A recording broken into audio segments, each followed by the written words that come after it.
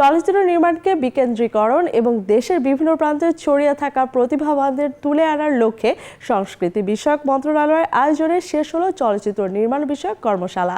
দেশের 8টি বিভাগে আয়োজিত এই কর্মশালাগুলো পরিচালনা করেছেন জাতীয় ও আন্তর্জাতিকভাবে স্বীকৃত 8 জন তরুণ নির্মাতা। বাংলাদেশ শিল্পকলা একাডেমিতে এই কর্মশালার ঢাকা বিভাগীয় পর্ব পরিচালনা করেছেন জনপ্রিয় চলচ্চিত্র নির্মাতা নুহাস হুমায়ুন। কর্মশালার প্রথম দিন বিশেষ অতিথি হিসেবে উপস্থিত ছিলেন সংস্কৃতি বিষয়ক উপদেষ্টা মোস্তফা সরোয়ার ফারুকী। উপস্থিত ছিলেন কর্মশালার কারিগরি কমিটির সদস্য তানিম নূর ও সুমন রহমান। কর্মশালায় অংশগ্রহণকারীদের চলচ্চিত্র নির্মাণের নানা দিক যেমন গল্প বলা, চিত্রায়ন, প্রযোজনা, সম্পাদনা, চলচ্চিত্র প্রযুক্তির ব্যবহার এবং বাস্তব অভিজ্ঞতা সম্পর্কে হাতে কলমে শেখানো হয়। এমন কোন একটা এলাকায় যেখানে একটা ফিল্ম ইনস্টিটিউশনও ছিল না, কিন্তু নিজে নিজে একটা ফোন বা একটা ক্যামেরা দিয়ে তারা শুরু করেছে, ডিফারেন্ট ভাবে তাদের জার্নি শুরু হয়েছে, ডিফারেন্ট চ্যালেঞ্জেস ফেস করেছে, তারা এখানে আছে।